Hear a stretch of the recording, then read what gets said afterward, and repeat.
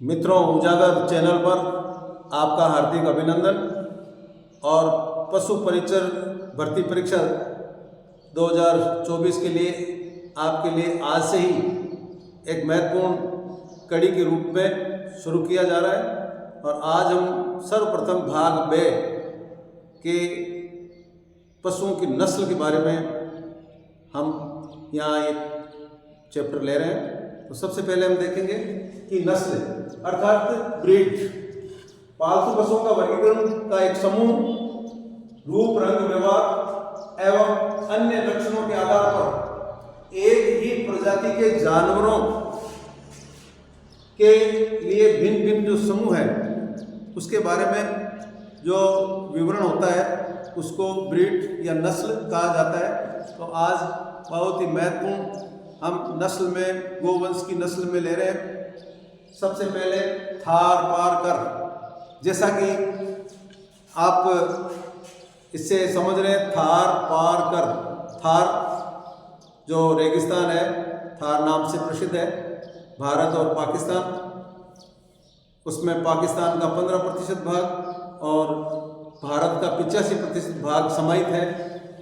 इस भाग में अर्थात पाकिस्तान के सिंध प्रांत के थार पारकर जिले और राजस्थान के जैसलमेर के भाग में ये नस्ल पाई जाती है। और इस नस्ल की उपनाम थारी, मालानी, सफ़ेद सिंधी भी है।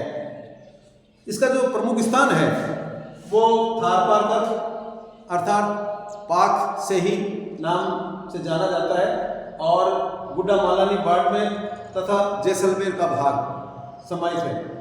इसकी विशेषता देख लीजिए। तो विशेषताओं का अध्ययन करने पे इसमें से अपने प्रश्न जो है बनते हैं कि सर्वाधिक प्रतिरोधक क्षमता की ये नस्ल है और शरीर का रंग जो बदलने की भी क्षमता है, ऐसा पूछा जा सकता है। इसके दूध में वसा और ओमेगा 3 के गुण पाए जाते हैं जो अपने आप में बहुत महत्वपूर्ण है। तथा जो A2 प्रोटीन पाया जाता है वो भी मानव शरीर के लिए अच्छा रहता है। इसकी विशेषताओं में हम ये भी समाहित कर सकते हैं कि प्रजनन केंद्र इसका चांदन जैसलमेर में है और ऑर्गेनिक खेती के लिए इसके जो गोबर और गौमूत्र है बेहतर होता है। मित्रों, इसमें जो परीक्षा से पूछे गए प्रश्न हैं उसके लिए आप अलग से परीक्षा हेतु अध्ययन व्यूहरचना बना लें और इन प्रश्नों को भी समाहित करें।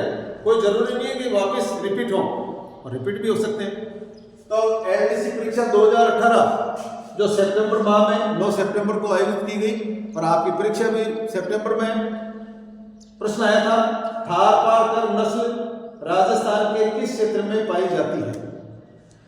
और उसमें जो विकल्प दे रखा था उसमें था पश्चिमी शुष्क क्षेत्र, बी शेखावाटी क्षेत्र, सी पूर्वी क्षेत्र और डी दक्षिणी पूर्वी क्षेत्र। इसमें यदि आपने अध्ययन कर लिया अच्छी तरह से तो आप तत्काल इसका उत्तर दे सकते हैं पश्चिमी शुष्क क्षेत्र अर्थात थार का मरुस्थल वाला क्षेत्र। इस क्षेत्र में ये थार पारकर नस्ल की गाय पाई जाती है।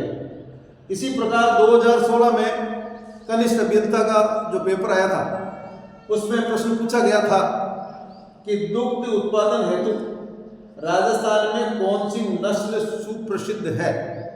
वही वैकल्पिक प्रश्न और उसमें उत्तर जो आपके सामने है कि थार पारकर व रट, ये दोनों नस्ल दूध के लिए श्रेष्ठ नस्ल है।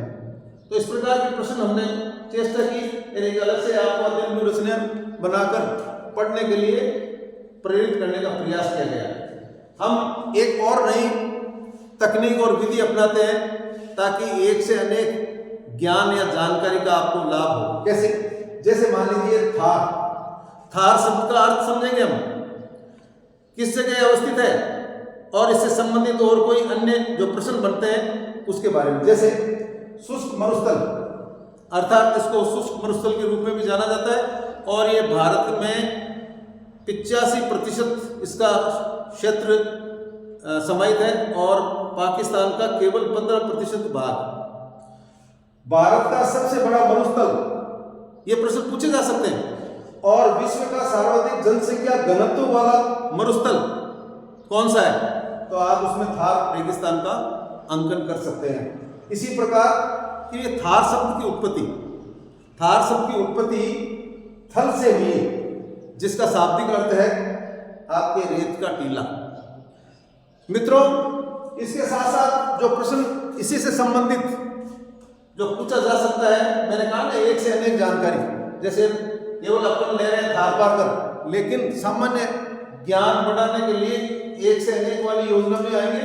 तो आकल काष्ठ जीवाश्म उद्यान है, इसके बारे में विभिन्न प्रतियोगी परीक्षा में समय समय पर प्रश्न पूछा गया है कि आकल काष्ठ जीवाश्म उद्यान कहाँ है, तो आप उसमें जैसलमेर का नाम अंकन कर सकते हैं जिले में। और इसी प्रकार एक और महत्वपूर्ण संस्थान है काजरी, CAZRI, अर्थात central arid zone research institute, जिसकी स्थापना केंद्र सरकार ने 1959 में जोधपुर में की और वो शुष्क क्षेत्र से संबंधित विभिन्न प्रकार की शोध से संबंधित है। तो इस प्रकार के प्रश्न आपको पूछा जा सकता है। इसी प्रकार थार पार का अपन लिया कि ये पाक के सिंध प्रांत थार पार जिले का भाग है और अधिकांश वो जो पशु उस क्षेत्र में पाए जाने के कारण इसका थार पार का नाम भी रखा गया है। धन्यवाद।